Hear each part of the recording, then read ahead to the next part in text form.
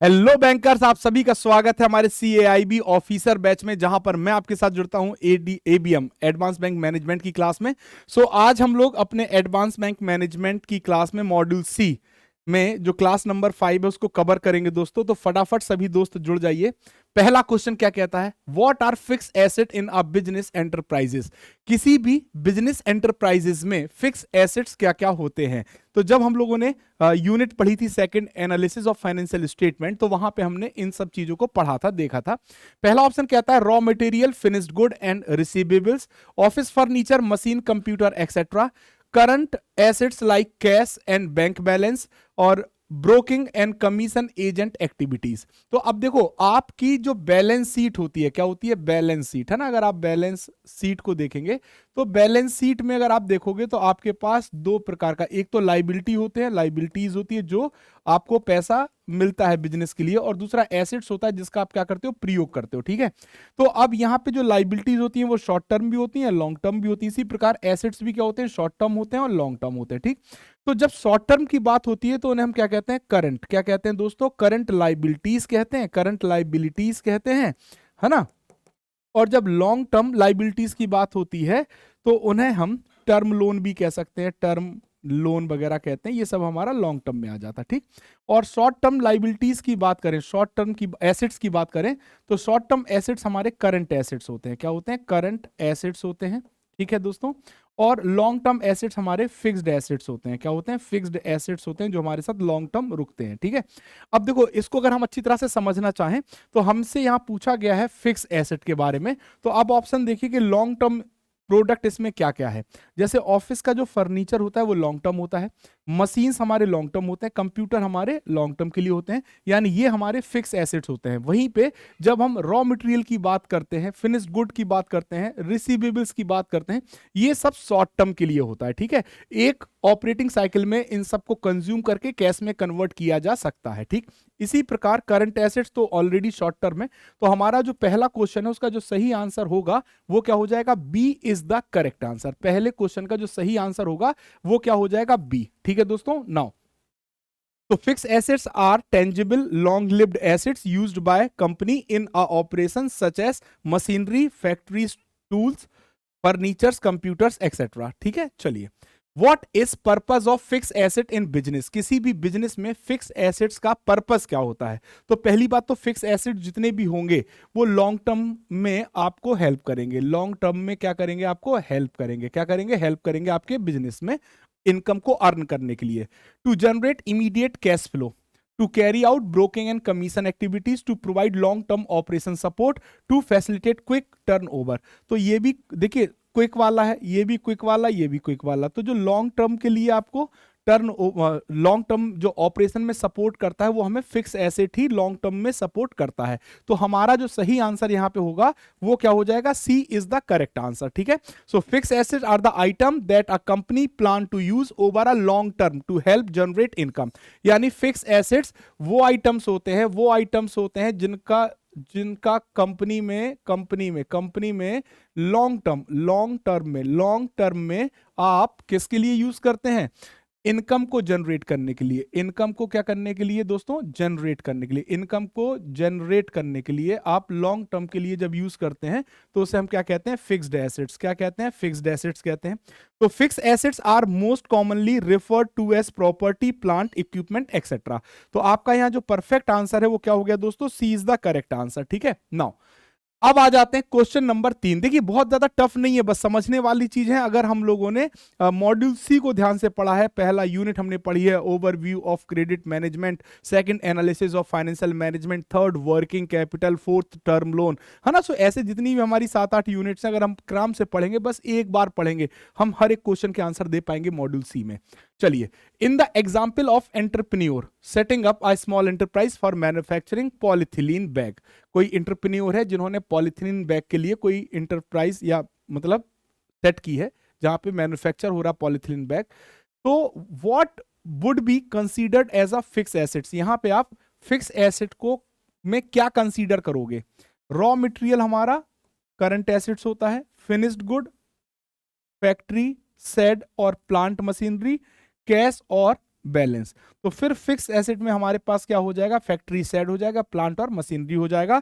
यानी इस क्वेश्चन का भी आंसर क्या होगा, सी। अब इस पे ज्यादा एक्सप्लेनेशन की रिक्वायरमेंट आई होप नहीं लगती है, क्योंकि हमने अभी प्रीवियस जो 2 क्वेश्चन किए हैं उससे हमारा क्लियर हो गया फिक्स एसेट और करंट एसेट्स। ठीक है, now what is the term, question number 4, what is the term used for the money blocked in current assets in a business. तो अगर कोई भी मनी ब्लॉक हो जाती है करंट एसेट्स में किसी बिजनेस में, तो उसे हम क्या कहेंगे, क्या उसे हम फिक्स कैपिटल कहेंगे, क्या हम उसे ऑपरेशनल कैपिटल कहेंगे, क्या लिक्विड कैपिटल कहेंगे, या वर्किंग कैपिटल कहेंगे। देखिए समझते हैं पहले। देखिए करंट एसेट्स को पहले समझते हैं। करंट एसेट्स क्या होते हैं, करंट एसेट्स वो एसेट्स होते हैं जिनकी वैलिडिटी, मतलब जो कि कैश में कन्वर्ट हो जाएंगे 12 मंथ के साथ, 12 मंथ के अंदर वो कैश में कन्वर्ट हो जाएंगे, करंट एसेट्स कहलाते हैं। अब आपका जो पैसा करंट एसेट्स में ब्लॉक्ड है ना, इसका मतलब जो भी ऑर्गेनाइजेशन में एक फाइनेंशियल ईयर में 1 अप्रैल से 31 मार्च के बीच में जो भी ऑपरेशन यूज हो रहा है, जो भी ऑपरेशंस हो रहे हैं, उसमें वो पैसा इन्वॉल्व हो रहा है। और जो पैसा आप किसमें यूज करते हैं, ऑपरेशंस में, उसे हम क्या कहते हैं, वर्किंग कैपिटल। क्या कहते हैं दोस्तों, वर्किंग कैपिटल। क्या कहते हैं, वर्किंग कैपिटल कहते हैं। एम आई राइट और नॉन्ग। तो आपका यहां पे आंसर क्या होना चाहिए, क्वेश्चन नंबर 4 का जो आंसर है वो क्या होना चाहिए, हमारा आंसर डी होना चाहिए, वर्किंग कैपिटल। इस अमाउंट को हम क्या कहेंगे, वर्किंग कैपिटल कहेंगे, यानी हमारा आंसर डी। तो it is a capital that business use to meet its daily expenses and in consider to be most liquid part of the total capital.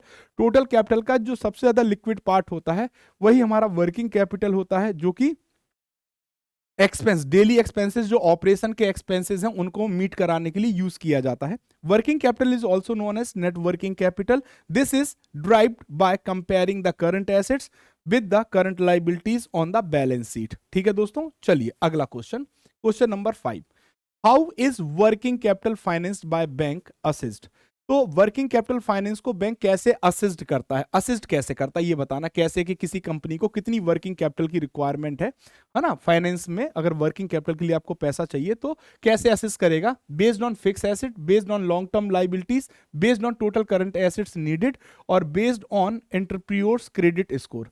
तो अभी आपने पढ़ा कि जो वर्किंग कैपिटल होता है वो क्या होता है, जो भी करंट एसेट आपके पास होगा, करंट एसेट होगा, उसमें से जब आप करंट लाइबिलिटीज को घटा देते हैं, किसको, करंट लाइबिलिटीज को घटा देते हैं, तो जो पैसा आपको लग रहा है वही आपका क्या हो जाएगा, वही आपका क्या हो जाएगा दोस्तों, वही वर्किंग कैपिटल हो जाएगा। तो कुल मिला के जो हमारा वर्किंग कैपिटल फाइनेंस की रिक्वायरमेंट कितनी है, ये डिपेंड करेगा based on total current assets needed, कितने हमें करंट एसेट्स की रिक्वायरमेंट है, इस पर डिपेंड करेगा। ठीक, so working capital equal to current assets minus current liabilities, net working capital equal to current assets minus cash minus current liabilities minus डेप्ट। ठीक है दोस्तों, तो ये आपका सी आंसर हो जाएगा।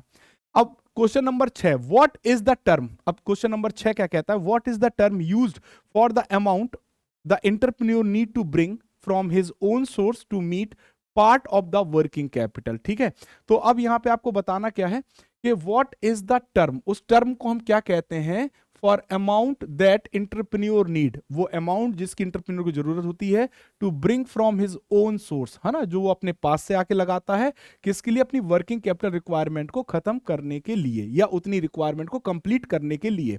ग्रॉस वर्किंग कैपिटल हम कहेंगे, नेट वर्किंग कैपिटल कहेंगे, फिक्स कैपिटल कहेंगे, या ऑपरेशनल कैपिटल कहेंगे, ये आपको बताना है। चलिए फटाफट बताइए कि जो इंटरप्रेन्योर को खुद अमाउंट लगाना होता है meet part of working capital के बराबर को, मतलब मीट करने के लिए, तो उसे हम क्या कहेंगे, तो उसे हम नेट वर्किंग कैपिटल कहते हैं। क्या कहते हैं दोस्तों, नेट वर्किंग कैपिटल, क्या कहते हैं, नेट वर्किंग कैपिटल कहते हैं। ठीक है दोस्तों, चलिए तो देखिए क्या है, net working capital is the difference between business short term assets and it's short term debts and liabilities. So it deal to have positive net working capital as this signifies that the company financial obligation are met and it can invest in other operational requirements. ठीक है दोस्तों, तो net working capital कहेंगे। Question number 7 क्या कहता है, आइए question number 7 देखते हैं क्या कहता है, क्वेश्चन नंबर 7। ठीक है, व्हाट इज द टर्म, अब आपको बताना है कि वो टर्म कौन सा है, what is the term used for the total requirement of current assets of an enterprise, include short term credit, and some amount arrange through long term fund. तो इसे हम क्या कहेंगे?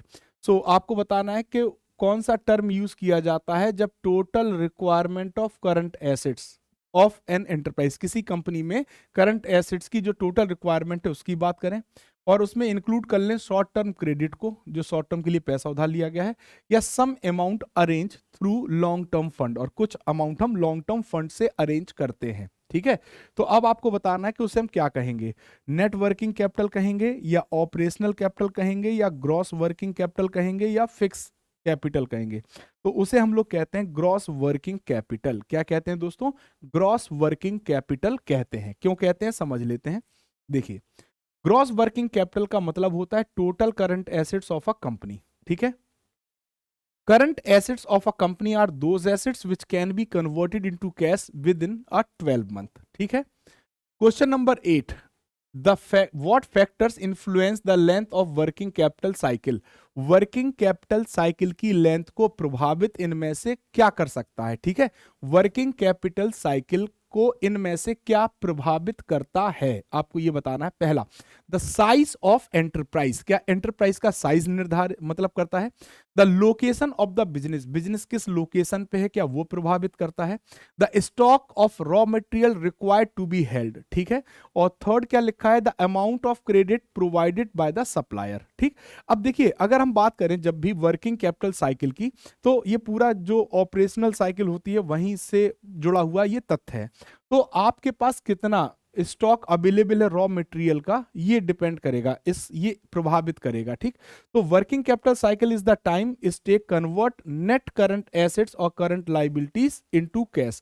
जो भी आपके पास नेट करंट एसेट्स या करंट लाइबिलिटीज है उसको कैश में कन्वर्ट करने के लिए वर्किंग कैपिटल साइकिल की बात की जाती है। तो अब जब कैश में कन्वर्ट करोगे तो आप स्टॉक और रॉ मटेरियल जो आपके पास है, ये शॉर्ट टर्म के लिए ही तो होता है। इन्वेंट्री आपकी क्या है या रॉ मटेरियल क्या है, ठीक है, शॉर्ट टर्म के लिए आपके पास रखा हुआ है, तो यही आपको प्रभावित करेगा। C is the correct answer. Among the given up to which period normally working capital term loan are sanction, working capital term loan कितने समय के लिए सैंक्शन किया जाता है। तो अब इसमें तो कोई कंसेप्ट लगेगा नहीं, सीधे सीधे जो परिभाषा है वही हमें टिक करना होगा। तो यहां पे 1 ईयर के लिए वर्किंग कैपिटल, अगर हम वर्किंग कैपिटल की बात करें, किसकी बात करें, working capital term loan, working capital term loan की बात करते हैं, टर्म लोन की अगर हम बात करते हैं तो इसको 12 मंथ अप टू 12 मंथ के लिए ही क्या किया जाता है, 12 मंथ्स के लिए ही क्या किया जाता है, सैंक्शन किया जाता है। तो यहाँ पे कोई भी ज्यादा कैलकुलेशन नहीं है। As we know that bank provide term loan normally for acquiring fixed assets and building plant or machinery, infrastructure, etc. In exceptional case, bank provide term loan for current assets also. So this is called working capital term loan. Okay, और it is payable in 1 year. ठीक है, तो 1 year के लिए ही provide किया जाता है। Question number 11 क्या कहता है, देखते हैं। Among the following, under which step the project appraisal are broadly taken? अब देखो, आपको ये बताना है कि जो प्रोजेक्ट अप्रेजल की बात करेंगे तो इसमें कौन कौन से स्टेप इन्वॉल्व होते हैं। ठीक है, पहला ऑप्शन लिखा है अप्रेजल ऑफ मैनेजरियल एस्पेक्ट्स। ठीक है, टेक्निकल अप्रेजल भी किया जाता है, इकोनॉमिकल अप्रेजल भी किया जाता है, और क्या आपका answer all of the above भी हो सकता है? बिल्कुल होगा, क्योंकि ये तीनों ही इंक्लूड हैं, एक नहीं कम से कम 8-9 तरीके होते हैं या 8-9 चीजें होती हैं जो इन्वॉल्व होती हैं अप्रेजल में। जैसे सबसे पहले टेक्निकल अप्रेजल की बात आएगी प्रोजेक्ट अप्रेजल में, इंस्टीट्यूशनल अप्रेजल की बात आएगी, ऑर्गेनाइजेशनल अप्रेजल की, managerial appraisal, social commercial, financial, economical और सस्टेनेबिलिटी, ये सभी चीजों को देखा जाता है प्रोजेक्ट अप्रेजल के तहत। ठीक है दोस्तों, क्वेश्चन नंबर 12 क्या कहता है, चलिए question number 12, among the following under which step the project appraisal are broadly taken. तो ये आपका आंसर हो गया, ऑल आर द करेक्ट, ये तो मैंने अभी आपको बता दिया है। ठीक है, तो ये थी दोस्तों आज की हमारी क्लास, जहां पर हम लोग मॉड्यूल सी के इंपॉर्टेंट क्वेश्चंस को लेके आए थे, और मैं डेली आपके साथ एबीएम में जुड़ता हूं 8:30 बजे। ठीक है दोस्तों, साथ ही साथ अगर हम आपसे बात करें तो आप हमारे साथ जुड़ सकते हैं हमारे टेलीग्राम चैनल पर, और ये जो छोटे छोटे सेशंस हैं ये आपको कंप्लीट मतलब कर नॉलेज प्रोवाइड करेंगे आपके एग्जाम में और हेल्प करेंगे आपको, है ना। तो इसी के साथ अब हम आपसे लेंगे विदा। सो इसी के साथ थैंक यू वेरी मच।